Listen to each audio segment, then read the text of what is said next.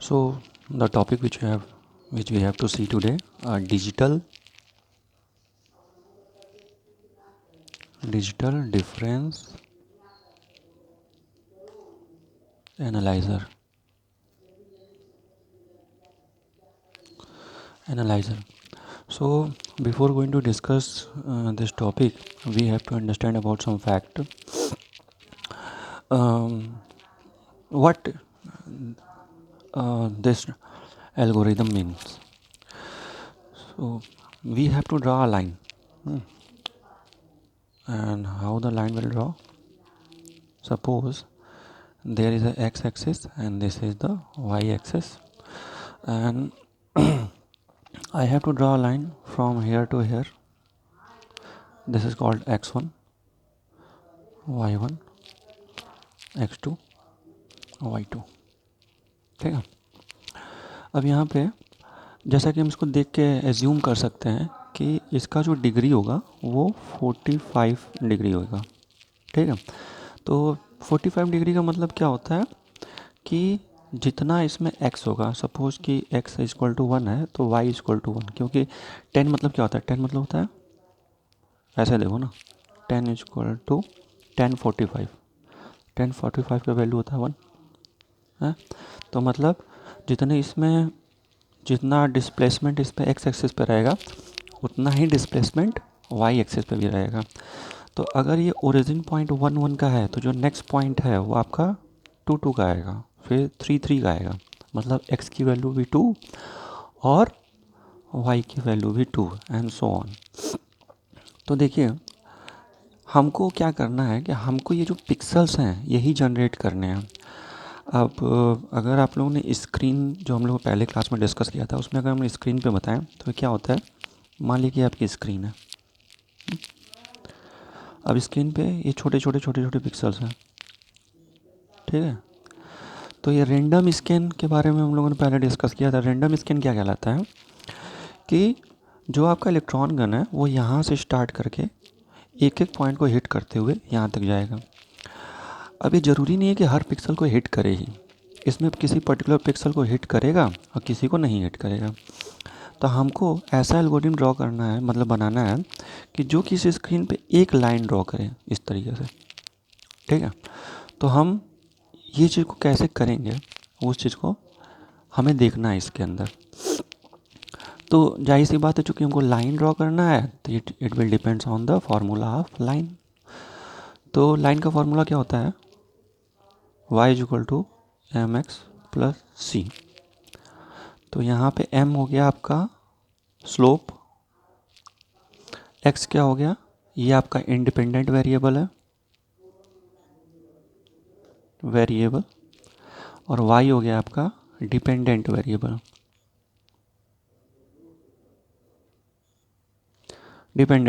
x क्यों? क्योंकि हम x की अगर कोई वैल्यू देंगे तो स्लोप और ये c के बेसिस पे जो कांस्टेंट है आपका, इसके बेसिस पे ये y जनरेट करेगा. अब c को निकालने के लिए हम क्या कर सकते हैं, मान लीजिए कि ये हमारा 1 1 है. ठीक है. और ये हमारा 4 4 है. तो कोई भी पॉइंट होगा वो इस फॉर्मूले को सेटिस्फाई करेगा. तो हमको ये पता है, हम इस पॉइंट के लिए वैल्यू निकाल लेते हैं यहाँ पे. तो y की वैल्यू अब 1 कब हो रही है? जब m और x की वैल्यू क्या है आपका 1 है प्लस c. ठीक है. ये मल्टीप्लिकेशन. अब the big factor is that कि हमको m नहीं पता. तो m निकालने का फार्मूला क्या होता है? m निकालने का फार्मूला होता है y2 minus y1 upon x2 minus x1. ठीक है. यहाँ से हमको m मिल जाएगा.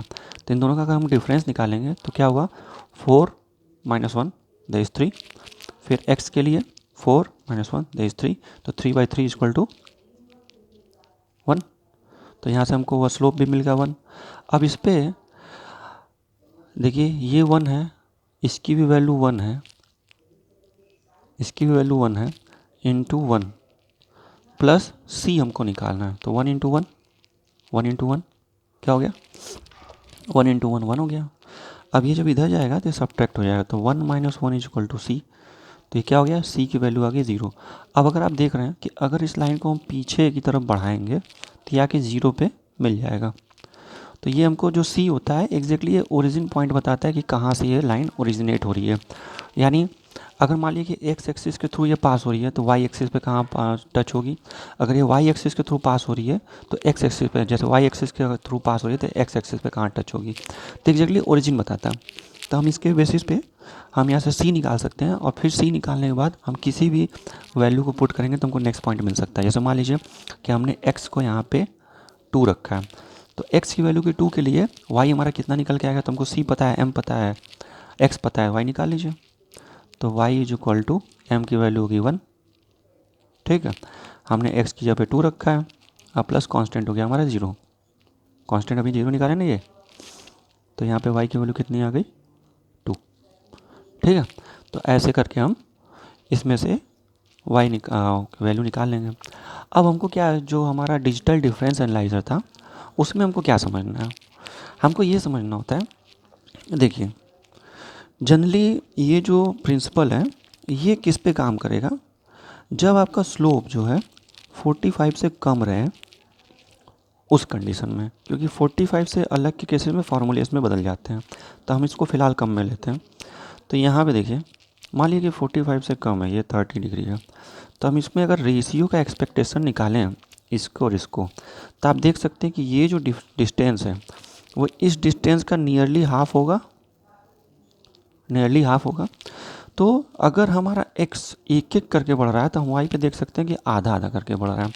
तो ये जो डिस्प्लेसमेंट में जो रेशियो है, ठीक है, डिस्प्लेसमेंट में जो रेशियो है इसी के बेसिस पे हम क्या करते हैं कि अपना नेक्स्ट पॉइंट जनरेट करते हैं। समझ में आ रही बात। तो इसको कैसे करेंगे, अब देखिए मान लीजिए कि ये आपका x है और ये y है, तो इन दोनों के में से पहले हमको डेल्टा x की जरूरत पड़ेगी, क्योंकि हमको निकालना क्या है, कौन बड़ा है कौन छोटा है। तो कोई भी एक पॉइंट ले लीजिए, मान लीजिए कि ये आपका हो गया, इसको थोड़ा ऊपर रखते हैं, यहाँ पे लेते हैं इसको। तो ये 1 हो गया और ये हाफ हो गया। ठीक है, या इसको 2 मान लेते हैं, इसको 1 मान लेते हैं, इसको 2 इसको 1। ठीक है, तो उसी तरीके से ये आपका हो गया 8 और 4, ऐसे मान ले रहे हैं 8 और 4। तो हमको ये चीज़ मिल गया। तो हमको इसमें सबसे क्या होगा, डेल्टा एक्स और डेल्टा वाई। तो डेल्टा एक्स क्या कहता है, डेल्टा एक्स कहता है कि x2 माइनस x1। तो x2 आपका हो गया 4, 4 माइनस 2, तो 4 minus 2 there is 2, sorry x है ना, ये 8 है, 8 माइनस 2 है, 8 माइनस 2 देयर इज कॉल्ड 6। फिर हमको डेल्टा वाई निकालने की जरूरत पड़ेगी। तो डेल्टा वाई की वैल्यू है आपका 4 और यहाँ से 1, तो y2 minus y1 there is 4 minus 1, it is called 3। तो हम इसमें देखेंगे कि कौन सा बड़ा है कौन सा छोटा है। ठीक है, तो हम मान ले रहे हैं, इसमें से देख रहे हैं, कंपेयर कर रहे हैं, तो हमको मिला क्या कि हमारा 6 जो है ये बड़ा है। तो हम इसको मान लेंगे स्टेप, स्टेप हो गया हमारा डेल्टा एक्स, हमने इसको स्टेप में कॉपी कर दिया। अब हम क्या करेंगे कि इस पे कितने पॉइंट, मतलब यहाँ से लेके यहाँ तक के बीच में इसको हमको डिवाइड करना है। ठीक है, यहाँ से मतलब आपका इस पॉइंट से लेके इस पॉइंट तक हमको जो x है उसको इतने स्टेप में डिवाइड कर देना है। तो जो ये डेल्टा की वैल्यू आ रही होगी उससे हम स्टेप को डिवाइड करेंगे तो हमको मिल जाएगा। समझिए बात को। ठीक है, हमने यहाँ पे डेल्टा निकाला, डेल्टा एक्स, और इस डेल्टा एक्स को स्टेप में कॉपी कर दिया। इसकी ज़रूरत क्या थी, हमको एक एक स्टेप करके इसमें बढ़ना है। मतलब हम नेक्स्ट पॉइंट एक्स का निकालेंगे तो हमको उसके लिए वाई निकालना है, फिर नेक्स्ट एक्स, फिर नेक्स्ट वाई, ऐसे ऐसे करके निकालना है। तो चूंकि ये हमारा बड़ा है तो हम मान ले रहे हैं कि इसमें हम एक एक करके बढ़ रहे हैं। तो एक एक करके बढ़ने का क्या मतलब होता है कि अगर हम डेल्टा एक्स को स्टेप से डिवाइड कर देंगे, सॉरी स्टेप से डिवाइड कर देंगे तो इसकी वैल्यू 1 आएगी, क्योंकि दोनों बराबर है। तो हम मान ले रहे हैं कि हम ये जो कि वैल्यू हमारी बड़ी है हम इस पर एक एक करके बढ़ रहे हैं। अब इसके अकॉर्डिंगली हमको y पे कितना बढ़ना है हमको वो चीज़ निकालनी पड़ेगी। तो देखिए, तो इसको जैसे न्यूमेरिक वैल्यू में आप समझेंगे तो चीज़ें ज़्यादा डिटेल में समझ में आएंगी। तो डेल्टा एक्स की वैल्यू यहाँ पे कितनी थी डेल्टा एक्स की वैल्यू थी 6 और डिवाइड बाय स्टेप की वैल्यू भी थी हमारी 6, तो इसकी वैल्यू हमारी 1 आ रही थी। ठीक है, तो मतलब हमने क्या किया कि x को 6 पार्ट में बांट लिया। अब यहाँ से 1 2 3 4 5 और ये 6, हमने 6 पार्ट में इसको बांट लिया। अगर 6 पार्ट में इसको बांटेंगे तो हमको 6 पार्ट में भी y को भी बांटना पड़ेगा। अब चूंकि y की वैल्यू 3 है, 6 रहता तो एक एक में बढ़ जाता, लेकिन 3 है, तब क्या करेंगे हम डेल्टा y को भी स्टेप से डिवाइड कर देंगे और जो वैल्यू आएगी उसको हम अपना ले लेंगे कि ये इतना हमारा इंक्रीमेंट है। तो यहाँ पे जो हम निकालेंगे ये आ गया 3 डिवाइड बाई 6 दैट इज 0.5। तो increment INCR y, increment is y कितना है 0.5 और इंक्रीमेंट ऑफ x कितना है 1। बस बाकी का काम आपका बिल्कुल आसान।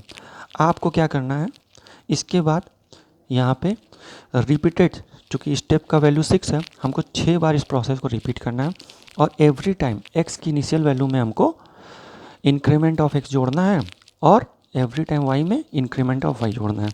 तो मतलब हमारी पहली x की जो वैल्यू थी उसमें क्या करेंगे कि x की वैल्यू में इंक्रीमेंट ऑफ x जोड़ देंगे और y की वैल्यू में इंक्रीमेंट ऑफ y जोड़ देंगे एवरी टाइम। ठीक है, और इस प्रोसेस को रिपीट करेंगे कब तक, जितने की स्टेप है आपका। बात समझ में आ रही है? तो देख लीजिए यहाँ पे एक चार्ट बना के समझ लेते हैं इसको डिटेल में। यहाँ पे हमारे पास ये हो गया x, ये हो गया y। तो x की इनिशियल वैल्यू थी हमारी 2 और y की इनिशियल वैल्यू 1 थी। तो x में इंक्रीमेंट ऑफ x की पहली वैल्यू में यानी 2, यहाँ पे 2 और इंक्रीमेंट कितने का 1 का। तो इसमें जो नई x की वैल्यू कितनी आएगी वो आ जाएगी 3। अब इसको रिपीट करेंगे तो इसकी वैल्यू थी 1, increment of y plus increment of 0.5, तो ये आएगी वैल्यू 1.5। ठीक है, उसी तरह ठीक फिर से अगर प्रोसेस को रिपीट करेंगे और कितनी बार करेंगे 6 बार। ठीक है, फिर आएगा 4, यहाँ पे 2, फिर आएगा 5, यहाँ पे 2.5। ठीक है, यहाँ पे 6, यहाँ पे 3। ये हमारा टेबल निकल गया। अब इसके बेसिस पे हम ड्रॉ कर देंगे। तो ये जो हम लोग अब आज समझे हैं, इसी चीज़ को हमको प्रोग्रामिंग में समझना है। ठीक है, तो नेक्स्ट पोर्शन में मतलब इसके नेक्स्ट पार्ट में हम इसकी प्रोग्रामिंग देखेंगे। तब तक के लिए इसको समझ के नेक्स्ट वीडियो पे हम लोग फिर से मिलते हैं। Thank you.